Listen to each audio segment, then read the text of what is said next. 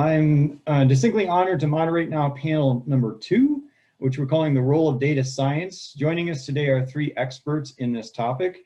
Davy Cielen, director of Maiton, Jessica Ruelens, co-founder and CIO of Cake, and Christian Hitz, senior lecturer at ZHAW. We'll start with Jessica, and I will give Jessica a brief introduction here, and then she can go straight away into her slides.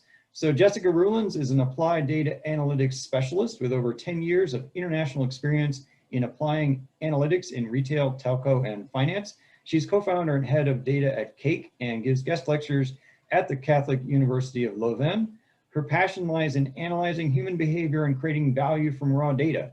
So the question I have for Jessica during her presentation, and we can handle it in the Q&A afterward if she'd like to as well, is what kinds of data could be captured to define behavioral profiles for personalizing financial contact points between retail organizations and their customers, and how might this data be acquired? Jessica, I'll leave it to you and feel free and take it away. All right. Thank you very much, Tom. Very excited to be part of this panel today. So I think for us, really at Cake, embedded finance is really translated concretely into PSD2, so open banking. Thanks to PSD2, which came into effect in September 2019, I think, we've been able to build an app, so an application for users that lets you connect all your different bank accounts from different banks. So this is something that wasn't possible before. So we've built a banking app without actually being a bank. So that's in itself already something that wasn't possible without embedded finance or without open banking. So what our app allows our users to do is first connect all your bank accounts, but it also gives you insights into your income and spending behavior. And our goal is to ultimately actually help you increase your financial health. I'll come back to that a little bit later as well. And the third thing that our app tries to do is give you rewards, so reward you for sharing your data with us. And that we do this in 2 ways. So we have partners that give rewards in our app. So they target users based on their actual spending behavior.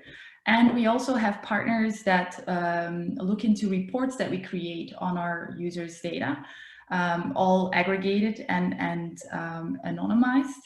And we believe that the value that comes from that commercialization of data should actually flow back to the people that actually generate that data. So that's really our mission and the goal that we stand for. The key here, and I think Andries also alluded to that, is to be as transparent about our business model as possible. This is something that is very new. Our business model is something that people haven't, or other companies don't really do. So we need to be extremely well in communicating what it is that we're doing and what the value of that is towards consumers and our users. So we need to build trust. We need to become that trusted party before users actually share their data with us and share their account details.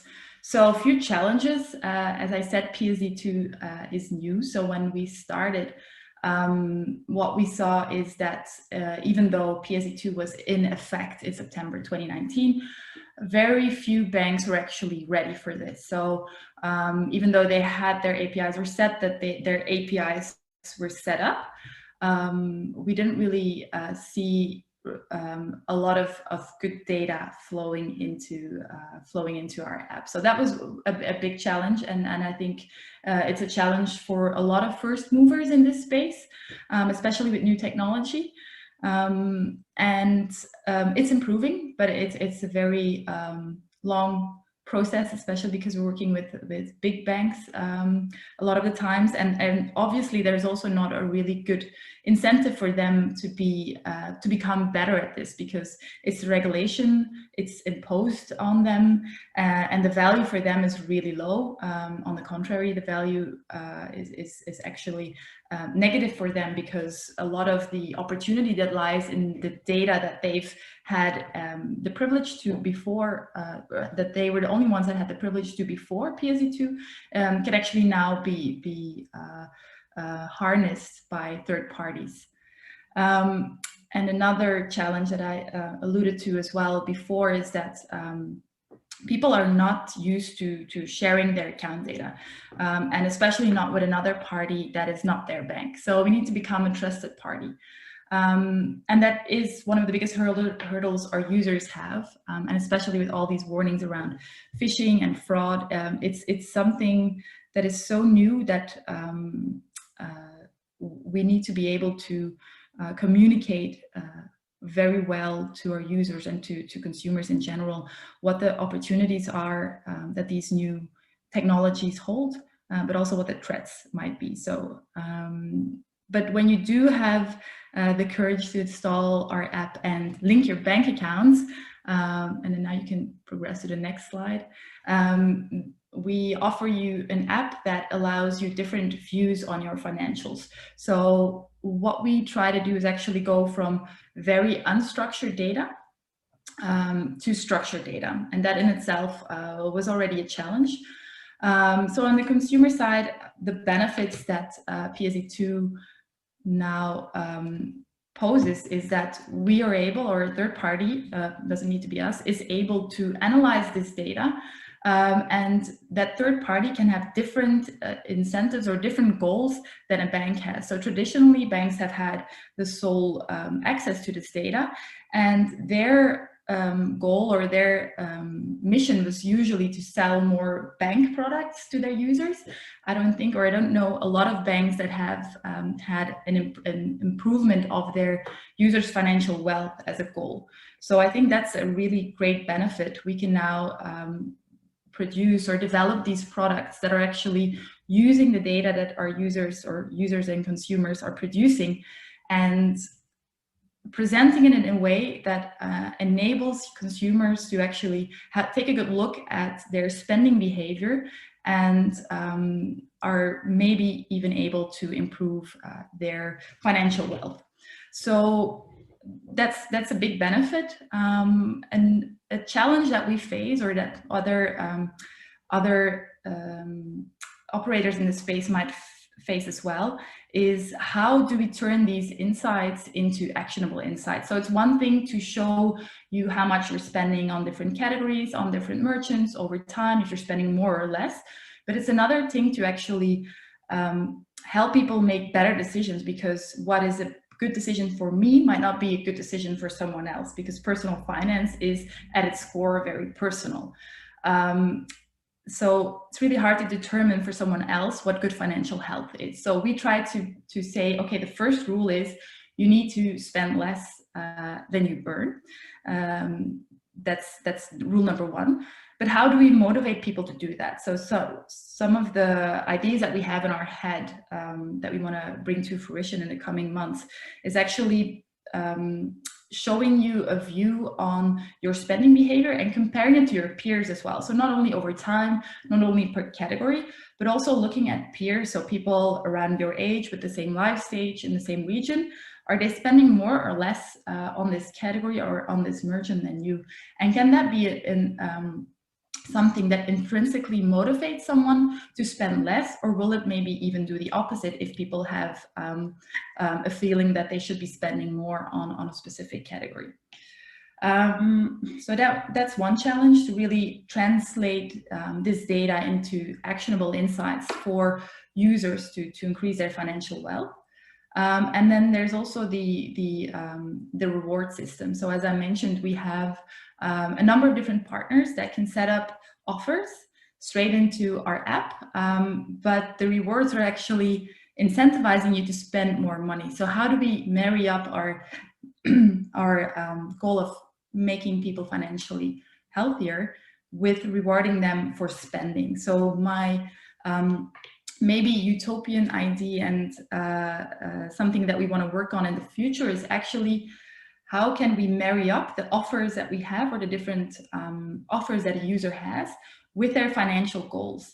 Is there a way in which we can prioritize these offers so that it fits very neatly into the normal behavior of those consumers? So just to give you an example, everybody needs groceries, but not everybody goes to the same grocery store. So some people might go to a budget grocery store, some to more premium.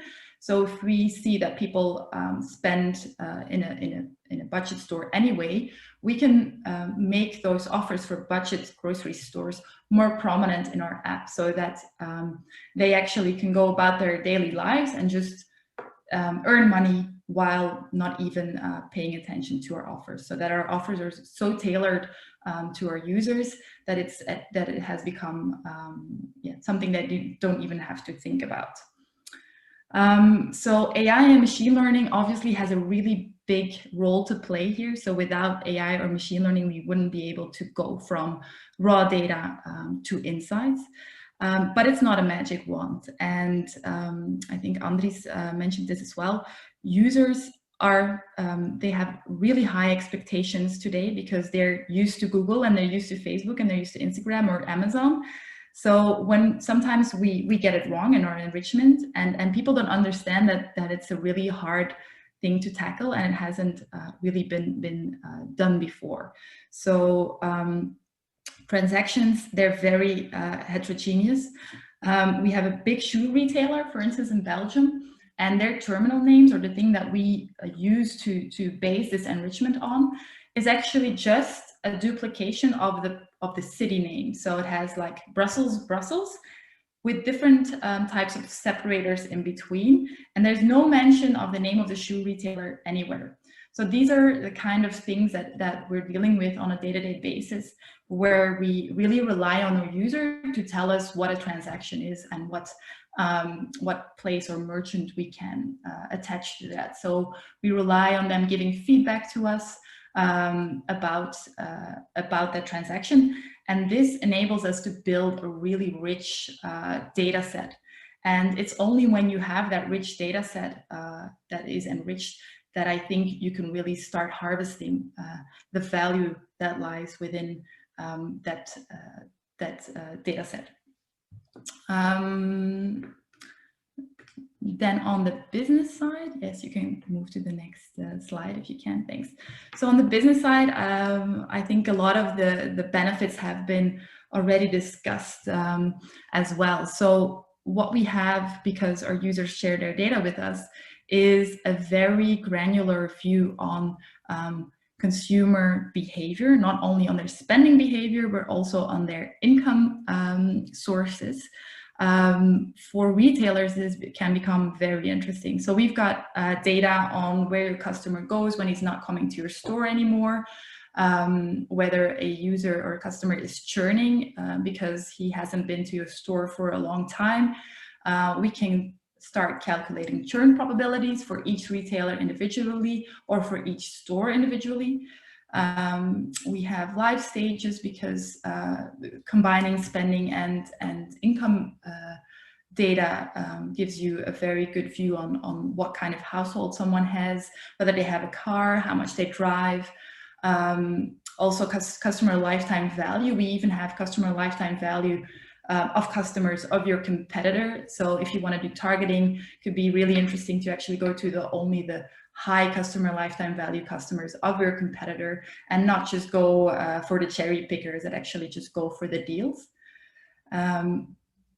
Very important to note here is that for every aggregation that we do, for every report that we build, every number that is produced is an aggregate, and we use a minimum number of users, because of course privacy is a really big concern. We never sell any personal data, so we make sure that all our aggregates are on a big enough user base so that it can be deduced to a single person. And then this info that we have, that we show our partners, can actually then go straight into a new campaign.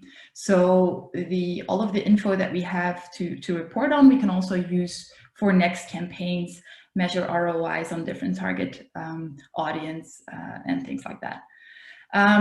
So the challenge here for retailers is that it's a very new concept. So retailers are very used to seeing their own data. Not all retailers, but most retailers are kind of comfortable with data and with numbers. But it's one thing being comfortable with your own numbers, and then it's another thing to really understand, okay, I have this data on my competitors, what do I do with it? And this is something that we are learning along the way. We thought that it would be a one-size-fits-all solution, but apparently that's not. So a lot of our partners really need a lot of guidance on interpreting this data, and it's a bit of a similar challenge as on the user side. It's going from those reports or those graphs to something that is actionable for them. And then another really big challenge that we have to make sure we address consistently is ethics. So we have a lot of power with this data, and with power comes great responsibility. We need to make sure that the targeting that our partners set up is ethical, and we need to guard the targeting rules that they use. So similar as to the marketing campaigns that you can set up on Facebook or Google, they all make sure, even with a manual check, that the things that you are intending to do are in line with the policies and the ethics that company stands for. And again, here, AI is not a magic wand either. So it's similar to what we've seen in enrichment and on our user side. A lot of our partners think that, okay, if you throw AI at it, all of these issues that we have will magically be solved, but it's a lot more complex than that. It's really about understanding what our partners really need, and then translating that into something that we can apply machine learning to. But it's not just something that you can apply on this data that we have and expect magic solutions to come up. Eventually, you still need a lot of business knowledge and context to be able to interpret what comes out of this data. And then I wanted to go to the next slide, just a bit of an example of a report that we could all relate to. This is just a comparison of our spending in 2019 versus 2020, and how much our spending behavior or behavior in general has actually changed because of the global pandemic. And it's just to show you the possibilities of the platform. So this is all based on facts, not declared behavior. So a lot of traditional market research, these kind of things would come up as well, but they would be based on panels and declared behavior. And I think, for instance, if we would have based it on declared behavior, maybe alcohol wouldn't really come up as one of the main categories that have risen in the past year. And it's very powerful because it's factional, but it's also real time in a sense that this is data that flows in constantly. Of course, we had a year in which our behavior changed drastically, which makes it easier to pick up on them. But we do the same kinds of analysis also for different retailers within a certain category to, for instance, check which retailers have actually been able to grow during this pandemic versus which retailers haven't been able to find or pivot their business model and actually saw a lot of financial loss during the pandemic. The possibilities that now lie within this data are actually are endless. We kind of suffer from analysis paralysis sometimes because there's so many ideas of what we can do with this data, and it's extremely interesting, and it's just the tip of the iceberg of what embedded finance and open banking have as an opportunity. This can be used in many ways, and hopefully our industries and our people that work with this are able to use this data in a way that creates value for everyone, not just for businesses, but also for consumers and users. At least that's what we try to do here. Thank you.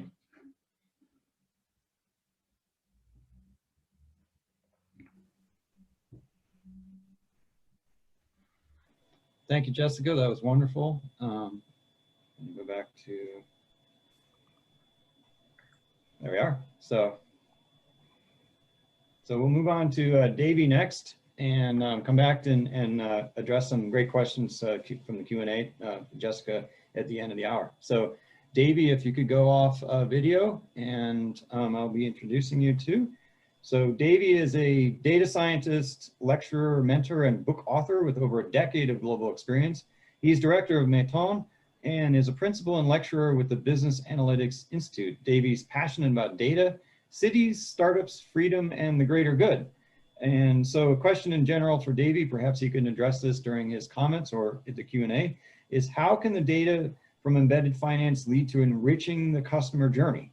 I'd love to hear what Davy has to say that in light of Jessica's wonderful presentation there as well. So feel free, please take it away, Davy. And if you could go off video, that would be great. Thank you. Maybe I can ask Lee or Tom to open my video. Yes, start video, yeah. Yeah. Okay, perfect. Hi, thank you, Tom, for having me. And already thank you to all the wonderful explanations we had. When we talk about customer journey, well, we talk about following the client from the moment that he starts interacting with your company to the end, to the moment he leaves the company. Now, what is a little bit different now than before is that we start following the client from the start to the end. And most of the time, we also have a digital trail of the client. This digital trail can be used to follow the client over each step, because in each step, they will leave some traces. There are some techniques, and these techniques we call process mining, that allows us to make a sequence from this data. And when we take the sequence of data, we actually can see which paths the client has gone. We will see that a typical customer does not follow the same path every time he goes through your services.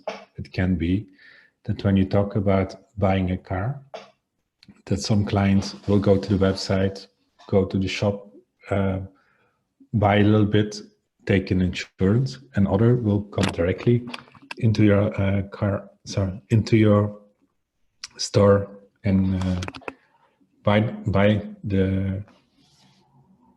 will buy the car. Now, what embedded banking does allow us to do is to follow the client from A to Z. When a client, when you can follow the digital process, including his financial process, including the payments and insurances that he takes, it is easy to do.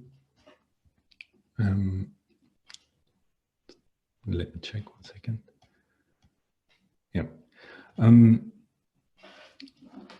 One of those things that is so special about doing process mining or this kind of data is that you actually can see which points in the process a client has pains, or where there do exist frictions, or where a certain process is not optimal.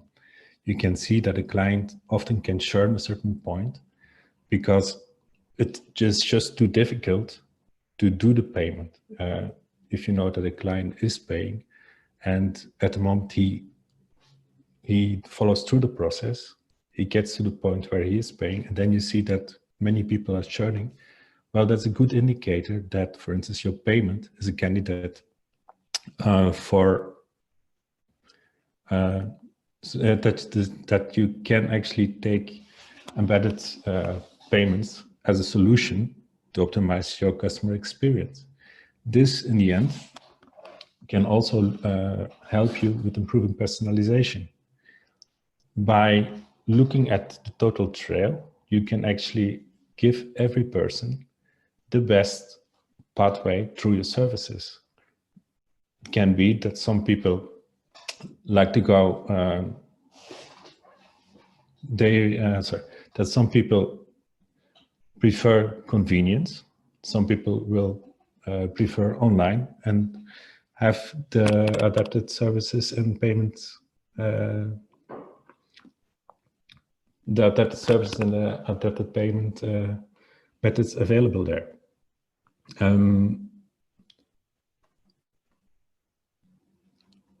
Furthermore, I would say that the best way of going forward with process mining at any point in time is that you look at the process, the client process as a whole, the moment that it comes before you shop to the end of shop. This is also possible with embedded banking, because if, for instance, you issue a card, you can follow the client in a much broader process than only inside your store. If a credit card is issued, you see the payments that he makes outside of your environment. This is an environment that you normally cannot control. That makes, in the end, that you get a much richer image of your client than only the moment he enters the store, whether that is physically or digitally, or until that he leaves the store. I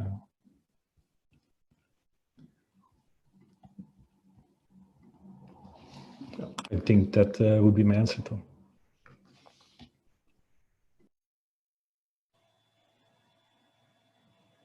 Wonderful, Davy. Thanks so much. So we'd like to transition to Christian Hitz. Christian, if you could turn on, I will engage your video. I apologize, I didn't do that earlier for Davy. There's so many Zoom settings, it's really crazy nowadays.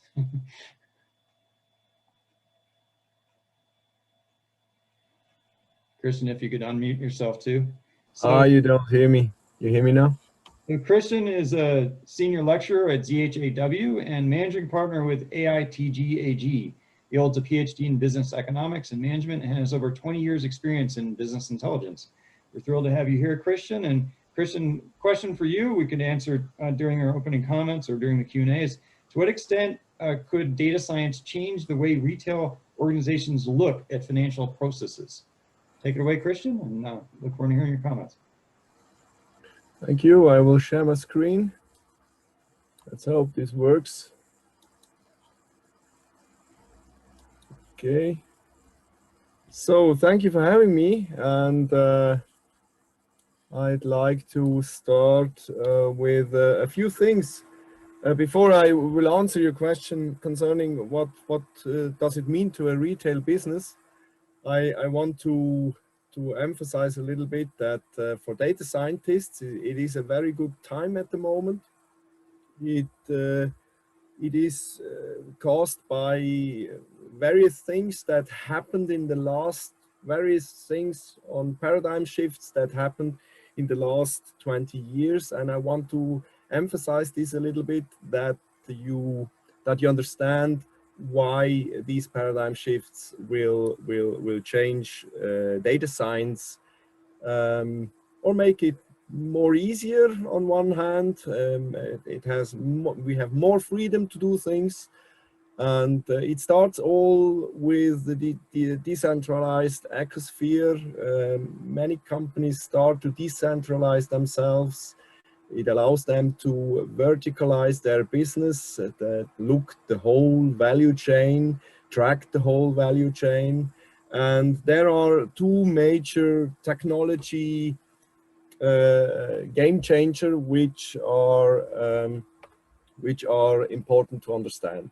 So on one hand, we have the normal information transformation, as we call it, or transactions of information. It's just the transport of digital content. If you browse an internet web page, you get information, you transport digital content. So this is done by different ways. And if you've transported, you filled out a form and you transmitted that data, then you normally in the past you have written down it to a table of a database, and these data points could be used then. But this changed, and it's now not a database anymore. It is not a table anymore. Events, as they happen, they talk with event streams. Event streaming is a really big trend. It is estimated that the data already, the digital data existing until today, will 6 times be more in the next 5 years. So everything we have digitally will be 6 times. And 3/4 of that data is coming from event streaming. So I will go into event streaming shortly. And the second area where we have dramatically changes is in value transactions. So if you are not going to go with simple browsing and transmitting data, if you have a transaction which has to do with value, then you are in the middle of a transport of digital value. And there we know it, or maybe we know it, the decentralized ledger technology is evolving very fast at the moment. So if we talk about the internet, it's 50 years old. If we talk about event streaming, that's 20 years old. And decentralized ledger technology, blockchains, we know it since about 10 years, and they evolve very fast, but they are the babies. Now, if we look at data science is treating data longer than the internet exists. So we go back to the 50s, where automation and data science has been born, if you like, and data science and also business intelligence is in that decade, is evolving and always had to deal with these new technologies. And the latest one, the event streaming and the blockchains, they are real game changers to the business. So let's first look the event streaming. Event streaming, the classical data warehouse, you have a database, and somewhere you have different ETL processes which are sending data through layers, and then at the end it's a dashboard where a user can analyze. This changed to these streaming platforms. Streaming platforms allow to directly give insights and get insights, to use the data points to, in real time, calculate machine learning routines which help to automate decisions. So you do not analyze them and then you do a decision, you automate decision. The system is going to do the decision for you. So how does it look like? Somewhere there are people who produce events as they do their business. And in the event streams, you have data points of various kind of data. The data in an event stream is actually the distributed database. So you do not necessarily need to have a database. Also, with connectors, you can take the data from the event stream and you store it in a normal data warehouse. But this is not necessarily important to do that, because a data event stream can be seen as a distributed database. So you do not need to have a database. And therefore it is not a message queue. It's not just the transport, it has more the sense of a middleware. Middleware, database, security layer, everything in one thing. So, and this is adapted from many companies today. For data scientists, this is an Eldorado, because we can access the data points very easily. We can access them from the network, and it is easy to process data coming from these event streams. On the other hand, we have the decentralized ledger technology.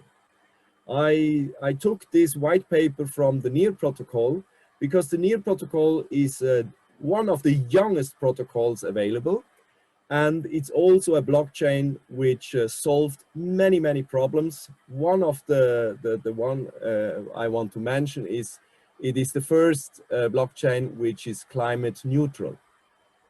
So this is really a really big jump in technology they have done. So what is a blockchain, and why is this so important for data scientists?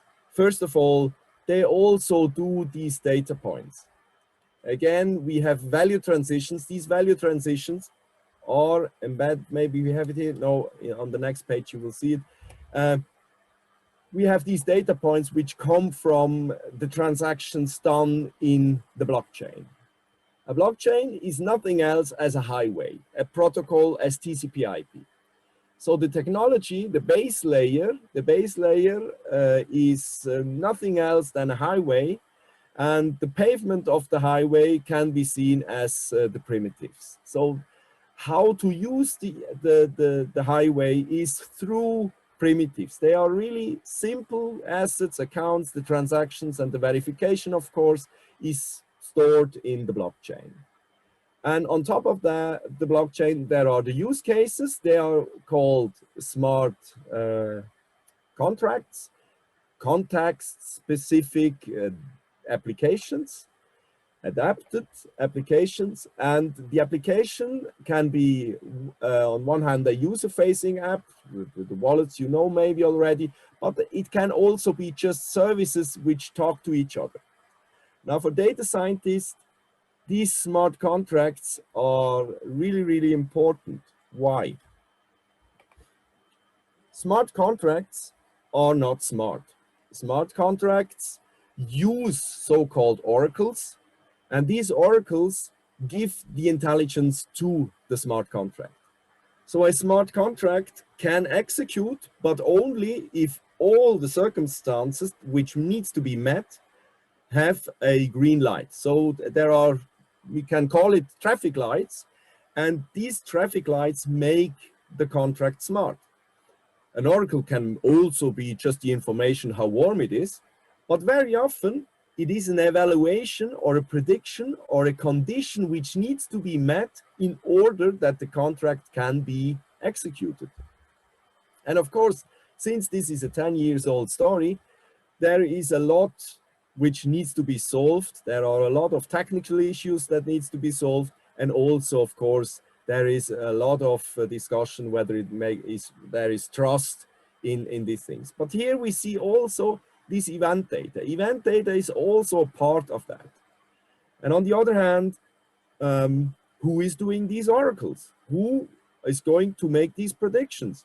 Who is going to be the automated answer to one of these oracles? And there are issues of trust. Do you trust the person who is delivering these oracles? There is a governance issue maybe, that you do not, you're not really sure who is issuing this. Compliance conformance issue can be, and the data scientist a little bit becomes God. There are ethical discussions, because at the end the code is deciding whether someone is getting a loan or can do the business or not. Another problem is that an oracle, that are these circumstances, an oracle brings information from the real world to these contracts.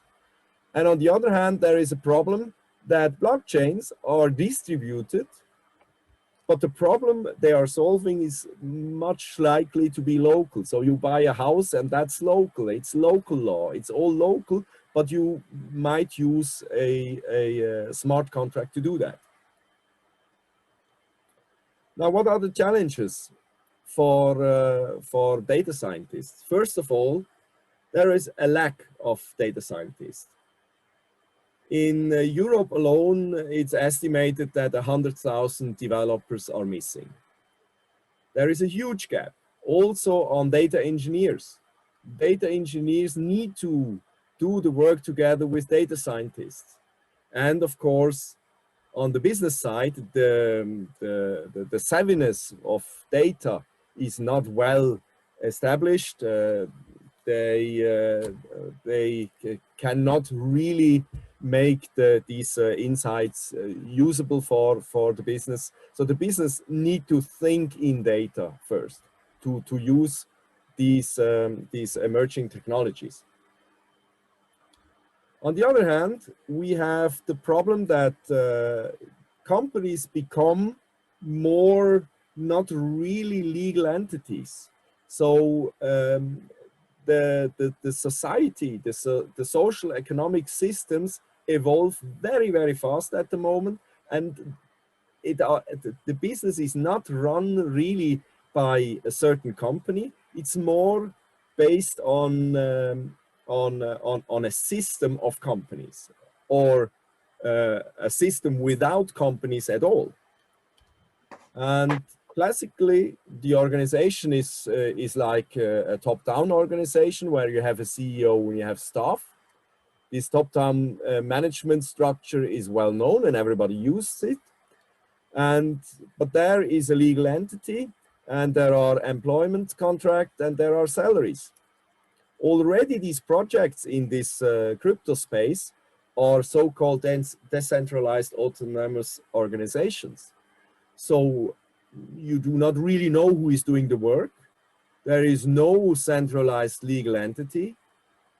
Algorithms, smart contracts are doing the legal contract binding, and the people are paid in tokens, which they can change then again to money. But there is no legal thing framework around which shows who did what and who has got paid in a way. And this is a big, huge problem, because the emerging technology is a good thing for usage, but how it's implemented, the policies that's implemented, is really, really difficult. But everything my colleagues said can be quadrupled by using these technologies. So if we have this mind shift from tables to streams, and if we have the mind shift from also tables to these value transactions, there is a lot in it which we can use. I make an example. In retail, if we pay something, we do a payment process, and we go to the cashier and we pay something which is $100. Then a machine must be there. The machine, the producer of the machine gets some money. Then the one who issuing the card gets some money. Then I need to trust, I would say, 5 intermediates who are going to get also a little bit of that money. At the end, the transaction is 2 or 3% of the retail money. That's of the revenue which goes to these payment companies. This is not necessary. If this value transaction has been done by an example with this near protocol, then it is a 10,000th of $2. I don't know how small this amount is, but it is really, really a small amount of money. Is it trustful? Yes, because it's a blockchain. Everything can be tracked, everything can be traced. So is it easy to implement? Yes, because it's distributed, it's in the network. You do not need systems which transform something from A to B. Can it be tracked? Of course it can be tracked, because we can use the data points to have, again, new insights, to introduce oracles to other smart contracts. The technology is well established in logistics. You would not get one single parcel from one of these big companies without using a blockchain and streaming technology. But now these technologies emerge and they will be part of the new decentralized economy. And this is something which is very, very interesting, but we lack of skills and we lack of people to implement it. So a very interesting thing. So I'm finished with my part and give back.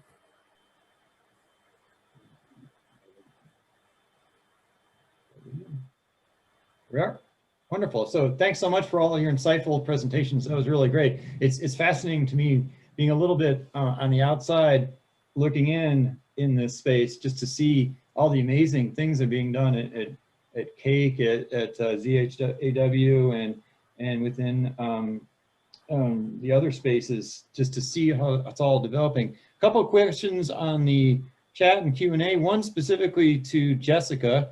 It says, hi Jessica, how do you see AI changing data sharing practice among the retailers, large banks and fintechs like yourself?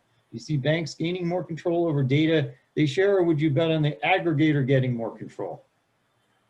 That's a difficult question because it's hard, like what is control? I see control as the ability and the authority to do something with that data. I think that is what control is, and I think it all depends on the regulatory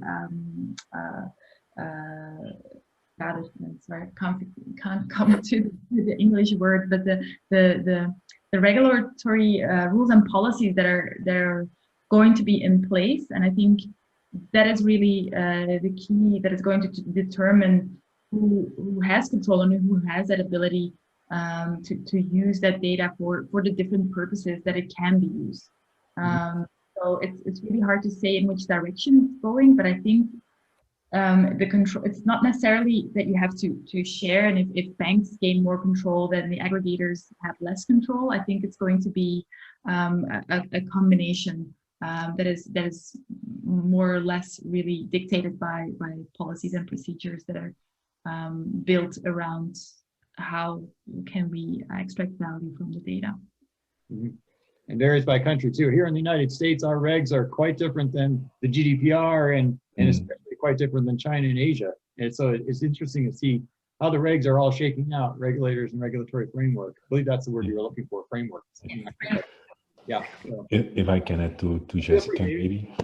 The thing which I find to be very interesting is there's actually a shift also going from powered from the banks owning their data to the people themselves owning their data.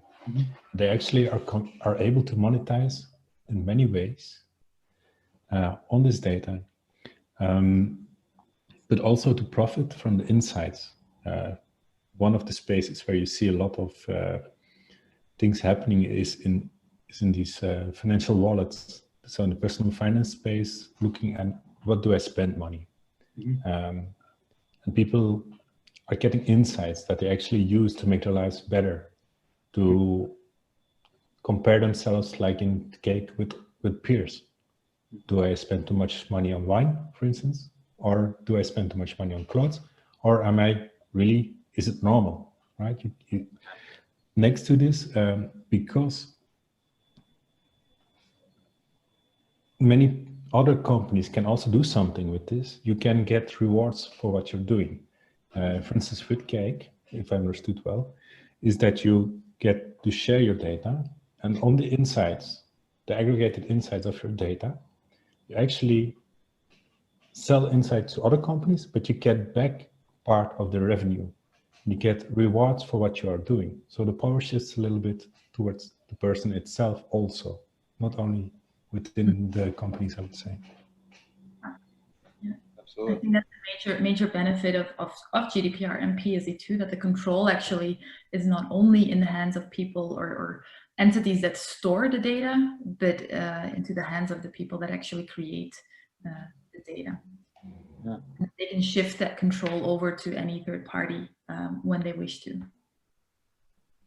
Fantastic. And maybe I can pick on Christian next a little bit. So I really appreciated the theory and the presentation from the business perspective there, Christian. So question that came from us in advance, actually, pre-webinar, is how mature is the need for AI, do you feel, especially machine learning AI in the underwriting and pricing models for embedded finance and use cases?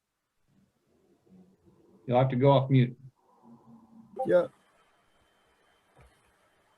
Yeah, the problem is that, it is not a problem. You only have challenges. If you want to make pricing models, or if you want to predict something or make a forecast, the problem is always that the data points you have going to the past, and some things are unpredictable. So if you want to predict or would make a forecast for the next pandemic, it is not easy to predict because we do not have it very often.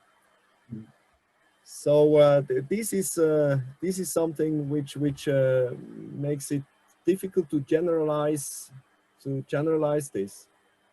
I did not get you. There were two questions. Jim, I believe there was just one question in the embedded, and we've gotten answered so far. So a question from myself in general, just listening to all your wonderful presentations, being somewhat of a trends follower in the technology spaces and well beyond just the finance space and artificial intelligence, Internet of Things, and so forth. I'm just fascinated to see if you can have this exquisite granularity, if you will, of the data as exhibited by Cake app and other places. Could you actually forecast? I mean, Christian mentioned there's no way to forecast another pandemic, but maybe there could be some elucidation of trends in society and so forth to be able to tease out the purchasing trends are, like I believe it was 95% reduction in movie theater attendance, which doesn't surprise any of us because we're all sitting on video and everything here at home now.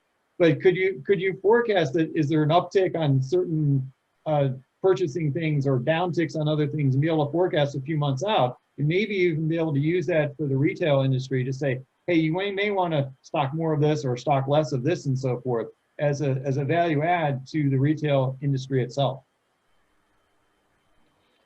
I think there's actually a lot of value inside this. You have to look, for instance, at transactional data. One of the benefits that you have now is that you can look over the boundaries of your own company. As a bank, you're no longer looking at your own bank, but you can look much wider. The opposite direction, if you are a retailer, you no longer look at your own data, which is rich in volume, but in essence very limited to your own public. If you are mainly attracting youngsters, you'll have a view of youngsters, not the whole population. That's one reason why you will be able to predict better. You just got a more varied data source with less bias, which helps. But also because in essence, by looking at society as a whole, you get a richer picture. You're modeling the economical, the sociological phenomena, which are underlying the behavior that you will use to predict, and not using only your business process as a thing that you model. So there are probably more examples of why you could forecast better, but yes, I think this enriches every, I would say, player with enough data, rich enough data, to do better predictions. Jessica, would you like to add to that comment? Yeah, so I think, like Davy said, that having enough data is certainly key, and having enough diversified and varied data is even more important, because a lot of times I get the question like, how much data is enough to do this? How much data is enough to do this? Because like, it's not like 1,000 lines or this amount of terabytes. It's how much signal is in the data that you have at your fingertips that is ultimately going to determine whether you can be able to forecast something or not. A good example is what we are trying to do is forecast someone's expenses a month ahead, but it's in the beginning we only had 3 or 4 months of data. It's just not enough to forecast something like that. So yes, I think there is a lot of information in data, and especially if you have very diversified data. So I think it's possible. Great. Christian, any closing comments on that before we move to the last panel? You're good? Okay, you're still on mute. All right. Well, thanks so much for this brilliant insight. I think we all learned a lot, and it's wonderful to see all the great work your companies and universities are doing right now. Let's stay in touch, and as Lee mentioned, we'll be sharing all the questions we did not, unfortunately, have time to get to, but let's move to the next panel, and thank you once again. It's good to BAI summer school on the practice of data science in banking and finance, which we'll be holding in Bayonne and Biarritz in France, of course, this July 4th to 13th. With the support of many of today's panelists, we firmly believe that this can provide a valuable addition to your experience and skill set moving forward. We will look at the transformation of banking and finance, the applied data science in fintech, the work of a data science team, these questions that we've been discussing on digital ethics, as well as putting it all together and actually working through an integrative case study. Excellent, and that should be a really great summer school, and I encourage everybody to subscribe, attend, whether it's in person or virtual, depending upon the COVID situation. If you could advance the slide, Lee, and I have one pitch myself. Advancing. So Future Grasp is a company while it's advancing. We are also going to be running what we're calling a winter school in Colorado, in the mountains of Colorado, January 4 to 6. This is a screenshot from the website. It's not yet live, the website, but we will be going live in the next month once we get our confirmed speakers. The premise of this is technology implications on international relations. So it cuts to the core of all the multiple circles in the Venn diagram that Future Grasp addresses, looking at the implications of emerging technology, not just embedded finance and fintech, but also AI, biotech, and several other things on international relations. There'll be government attendees, there'll be corporate attendees, there'll be venture capital, there'll be investors. And so once we get this gone live, I'm more than happy to share it with everyone on the website and the signups, and I would be thrilled to see you here in Colorado post-pandemic times. So move to the last slide if you could, Lee.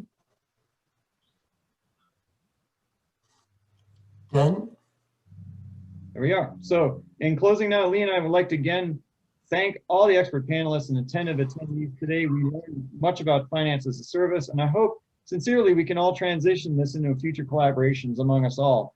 Lee and I will be in contact again soon with a webinar recording and a final white paper summarizing the event today. From my perspective, signing off from the United States and Colorado, again, it's been a thrill to work with everybody today, and I look forward to engaging in the future. with the insight and experience of our panelists, we hope to have convinced you of the potential of using embedded finance to strengthen the retail industry's business and operating models, to better understand the customer journey, and to better manage organizational ecosystems. Don't hesitate to reach out to us if you have any specific questions or challenges. On behalf of Tom and all of the panelists, we'd like to thank you for participating. Please keep safe and talk soon. Thanks, everyone. Have a wonderful rest of the day, wherever you are.